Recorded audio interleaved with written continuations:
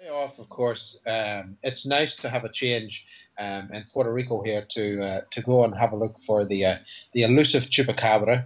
And I also took the opportunity as well because there have been a lot of spottings of UFOs as well. And so I took the full spectrum technology that we use on the show here at GHI and applied that to the same field. And I have to say, no one told the aliens that I was actually coming, because nothing showed up. Within the modern society, the chupacabra itself is very famous, and so it was a point of interest for me to step aside from the ghost side of things and find out how do people really feel on the island about the chupacabra, and where was it seen, and can it be shot? It's easy to understand that the internal organs are the first to liquidize in this heat, of course, leading to the whole claim that the internal organs were sucked out. But it's still there is something, of course. Every legend has a spark, and getting back to that spark. Is something which interests me greatly. Quarantine station, yes, we did find things there, and yes, you're right. It has a natural vibe to it, but of course for us, a lot of it deals with what we can understand with the technology, and there was a series of photographs that were being taken, just as luck would have it. We were waiting to get into to one of the hospitals, and we were waiting on a set of keys to come down from one of the guards. And I turned the camera around and started taking shots, just into the darkness. It's a particular specialized type of camera that I use. Wasn't paying much attention to what was going on. And when we went to analysis, of course, to review what we had captured, lo and behold, there was someone standing looking back at us that wasn't there during the time of the photograph. And that was of great interest to us. And of course, from the fence that he's standing against, we were able to determine the approximate size of the person, even to the point where you could see the buttons down the vest.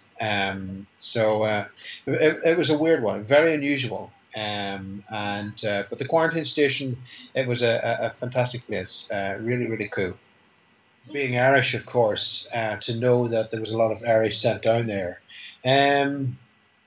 It was a unique experience for me to see what they were seeing and understand. And some of the crimes that they were accused of was really daft. And to think that they were shipped down over that long voyage to come to this place was crazy. But I have to say, when we were investigating, of course, we ended up with a piece of evidence that still troubles me to this day because I can't disprove it.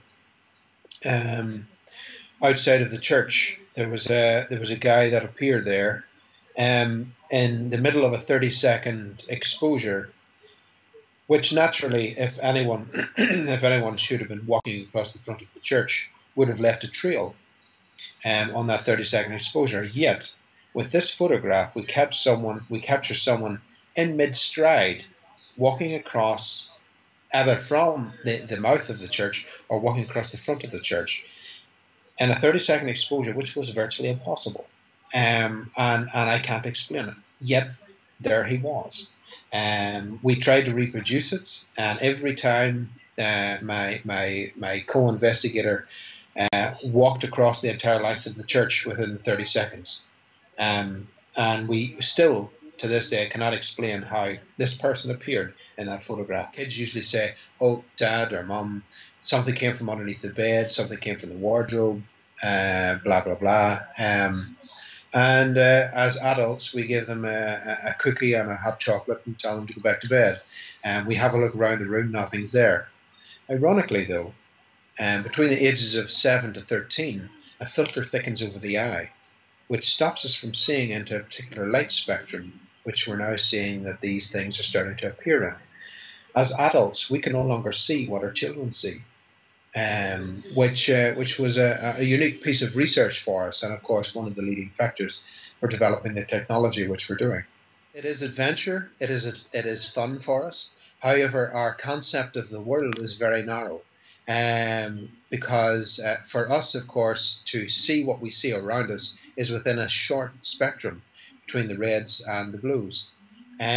Within a scale, the electromagnetic scale, what we see is literally a hair's breadth from our head of a scale which would extend 93 million miles.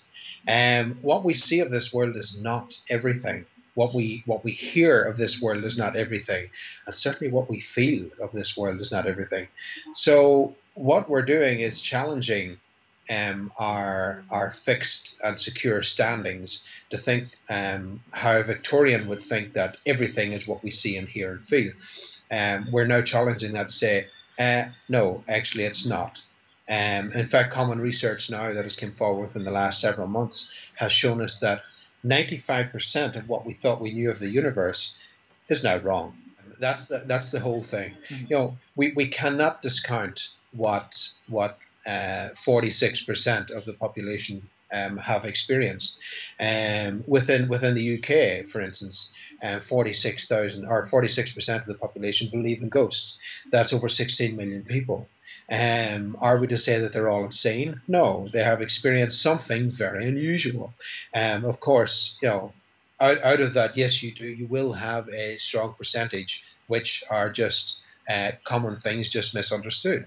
But there are a percentage of that which are true facts, true experience. It was personal, I have to say. I did feel a strong connection with the place. I am very proudly Irish, and I hate to see when we get a bum deal.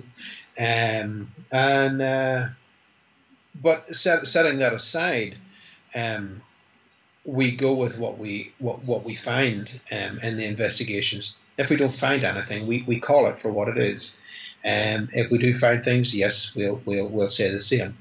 And that's why we find a balance within our shows. Not every show has got a haunting, and we explain it away. You know, we're able to come up with those alternatives of what. Okay, you know, the reason you're seeing this is because. With Port Arthur, I have to say, from even flying into Port Arthur in Tasmania, I have to say it was one hell of an experience. I, honest to God, thought the plane was going to stall, the angle we were coming in on, and the wind was blowing left and right. It was one hell of an experience. And the people have been fantastic, I have to say, both in Tasmania and Australia. And those are memorable investigations for me because of that. And the landscapes, the people, the culture, and of course the investigation itself is something that we walk away with and can say, yes, we've done the best that we can. I think the paranormal supernatural movie has lost its for me, it has lost its appeal. The one movie that stands out for me is The House on Haunted Hill, the original black and white. That movie had such suspense. I remember watching it one night thinking, oh my God, if that was happening to me, what would I do? I placed myself in the situation of that poor unfortunate soul who was in bed. But yet in the new ones, it doesn't do anything for me. There's no drive for it. So much so, in fact, that I got involved in the script writing. I've written my first feature film movie, and we're finishing the second one now, which is, of course, of paranormal nature.